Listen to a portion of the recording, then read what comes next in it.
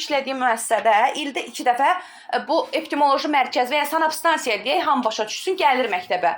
Məktəbə gələndə qızlar, ağlınıza gələ bilməyəcək qədər çox sahələr yoxlanılır. Laborantların, müəllimlərin, direktorların, müavinlərin, texniki işçilərin həmin il gedib, məsəl üçün, icbari tibbi sığortadan 6 aydan 1mi, 1 ildən 1mi sağlamlıq müayinəsindən keçməyini birinci yoxlayırlar. Əgər keçməmisənsə qızlar 2000 manata qədər cərimə var ha burada. Bu bir. İkincisi, sinif otaqlarının, partaların və ya bütün sinifin ümumi kabinetin təmizliyinə baxırlar.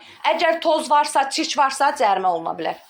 Üçüncüsü, sanuzellərin, yəni oğlan və qız ayaq yollarının təmizliyi varmı, sular gəlirmi, sabun varmı, təmizləyici vasitələr varmı və sanuzellər və ya oturaqlar, hansı ki oradan istifadə olunur, onların təmizliyi, onlar yoxlanılır. Dördüncü, bufet, yəni qida bloku, qida hissəsi yoxlanılır. Yəni uşaqlara hansı qidalar verilir? Siz bilirsiniz də artıq məktəblərin yeməkxanalarında, yəni ümumorta təhsil müəssisələri, lisey, gimnaziya nə olur olsun, əgər orada yemək bişirmək lisenziyası yoxdursa, aşpazı yoxdursa, orada çörəkarası kalpasadır, nə bilim çörəkarası sosiskadır, bu tipli yüngül açıq yeməklərin satışı qəti qadağandır. Ancaq üstündə son istismar müddəti qeyd olunmuş vasitələr satıla bilər. Yəni yemək qaydaları satılır, yeməklər satıla bilər. Ondan sonra məktəbdə ən sonuncu, demək, bufeti də dedik və ən sonuncu baxılan şeylər isə, yəni buna görə bizim məktəbi 600 manat cərimə eləmişdilər. Ən sonuncu baxılan isə məktəbin təmizliyində istifadə olunan əşyalar. Pol əskilərindən tutun, dezinfeksiya edici xlorlara, net var, tökürlər ona qədər, onların istismar müddəti. Yəni əlbəttə ki, hər şeyin istismar müddəti olduğu kimi o acələrdir, xlorlar, netlər, onların da istismar müddəti var. Bizim məktəbdəkiləri bizim təsərrüfat müdürü nəzarət etməmişdi və onların istismar müddəti 1 il idi, keçmişdi. Yəni onlar tullanmalıydı, onlar istifadəyə yararsızdır. Ha onu tökdün, ha yerə su tökdün. Onun heç bir mənası yoxdur. Deməli qızlar, ilk öncə nəyi yoxladı? İcbari tibbi sığortadan keçmişik, yoxlanışdan yoxsa yox. İkinci nəyi yoxladı? Sinif otaqlarının təmizliyi. Üçüncü nəyi yoxladı? Qida blokunu. Dördüncü nəyi yoxladı? Ayaq yolları və ya sanuzellər, məktəbdə nə varsa o. Beşinci nəyi yoxladı? Yeməkxanalar. Yəni bunları istəyirsiniz, qeyd eləyərsiniz, oxuyanda, mən dərsdə yenidən qulaq asanda. Ondan sonra əgər məktəbdə su çiçəyi, qızılça, dizateriya kimi, yolxucu, vərəm çöpləri, bunun kimi şübhəli, yolxucu, dəmirov kimi yolxucu xəstəliklər varsa, o zaman biz sanitar epidemioloji mərkəzə müraciət etməliyik 2 saat ərzində. Tutaq ki, məktəbimizdə hər sinifdə su çiçəyi var, hər sinifdə qızılça var. Əgər bir sinifdədirsə, sadəcə o sinif dezinfeksiya olunur. Əgər bu yaranan xəstəlik bütün məktəbə yayılıbsa, onda hər yer dezinfeksiya olunur. Laborantlar üçün bunun əhəmiyyəti nədir? Məsələn, tutaq ki, bizim məktəbimizin otağında kimyəvi bir maddə dağılıb. Bu təbii ki, İKT laborantı üçün və ya fizika laborantına aidiyyəti yoxdur. Əsasən aiddir kimya və biologiya laborantlarına. Niyə?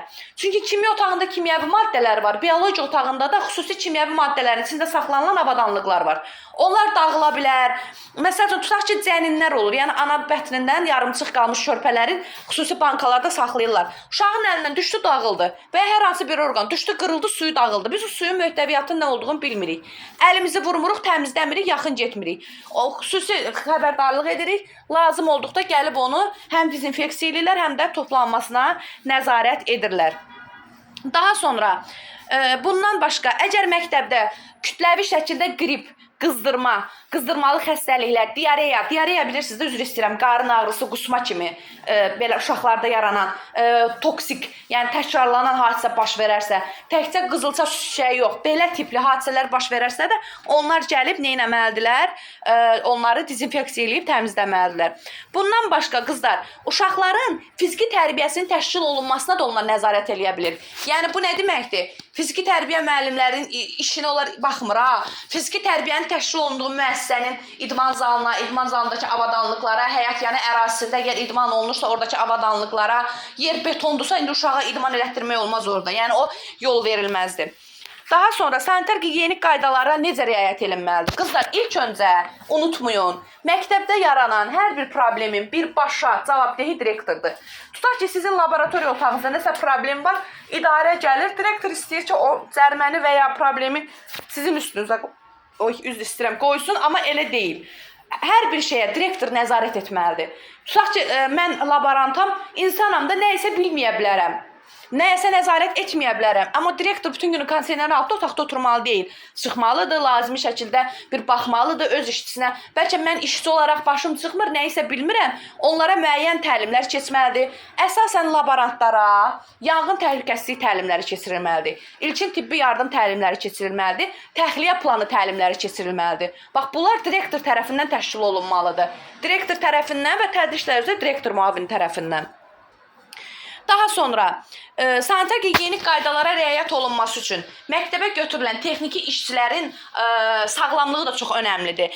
Həmin insanlar sağlamlığı imkan verən şəxslər olmalıdır. Amma əsasən bizdə necədir? Bizdə cavanlar utanırlar. İndi mən qınamıram. 30 yaşında, 35 yaşında gənc xanım gedib kimsə ayağının altını süpürməkdən utanır. Mən bunu qınamıram da, insandır. Amma bizdə 60-65 yaşında xalaları götürürlər. Yazıqların təzyiqi, şəkəri, ayağı tutur. Heç nə pəncərə silə bilmir, yer silə bilmir. Söz deyəndə deyir, mən yaşlı adamam, xəstə adamam. Amma qanunsuzdur, ay xanımlar, belə insanları işə götürmək. Əslində, sağlamlıq imkanları yerində olan, sağlamlığı yerində olan şəxslər götürülməlidir və o şəxslərdə bütün normativlərə uymalıdır. Və onların işləyərkən onlara verilən bütün təchizat, süpürgəsindən tutmuş əskisinə qədər, yəni toz alanına qədər, hər bir şey, vedrəsindən tutmuş hər bir şey, dezinfeksiya edilməsinə qədər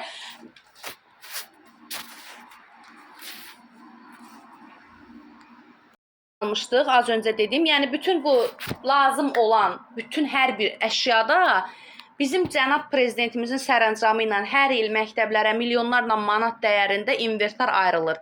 Və bu inventarlar da bu texniki işçilərə verilməlidir ki, bu yazıqlar da bunları təmizlik işlərini görsünlər. Ümumiyyətcə ildə belə deyək, normativ qaydalara görə ən azı 2 ildə bir dəfə az olmayaraq təlimlər keçirilməlidir. Ən azı 2 ildə bir dəfə. Bu nədir? Yəni bu işçilər yığılmalıdır. Bu korona vaxtı yadca gəlir, biz maska taxdıq, dezinfeksiya alətləri istifadə elədik. Biz də korona olandan sonra bunu bildik. Amma ümumiyyətcə bizə təlimlər keçirilsə, yəni keçirilməlidir, hansı müəssisə olur olsun, biz ümumi qaydaları bilək. Bundan əlavə qızlar, onu sizə deyim, məktəbin psixoloqu və həkimi olur. Məktəbin psixoloqu və həkimi birlikdə qızlara müəyyən təlimlər keçirilir. Üzr istəyirəm. Bu da sanitar gigiyenik qaydaların içərisindədir, amma bu sizin işiniz deyil. Nədir bu? Müəyyən dövrlərdə qız uşaqlarına məlumat vermək, ondan sonra müəyyən hadisələr necə olmalıdır, o əşyalardan necə istifadə etməlidir. Bununla əlaqəli belə məktəblərə təlimlərə gəlirlər. Buna həm Səhiyyə Nazirliyi göndərir, həm məktəb psixoloqu ilə məktəbə həkim olunan həkimdən tibb bacısı da bu sahədə neyniyir, öz fəaliyyətini davam etdirir. Bundan başqa məktəbdə yenə dedim, hər hansı bir yoluxucu xəstəlik haqqında nəsə bir olarsa, yoluxucu xəstəliyi olarsa, onun barəsində ilk dəfə, ilk 2 saat ərzində mütləq neynənməlidir? Xəbərdarlıq edilməlidir. Daha sonra uşaqlar əgər su çiçəyi, qızılça kimi nəsə xəstəliklər keçirdikdə onların xəstəxana həkimindən aldığı rəsmi sənəd məktəbdən neçə gün şeydə olacaqlar, belə deyim də sizə, adını da yadımdan çıxartdım. Yəni xüsusi rejimdə saxlanılacaqlar. Onun sənədi də məktəbin həkiminə və ya tibb bacısına təqdim edilməlidir. İndi gəlin bu mövzu ilə bağlı suallara baxaq.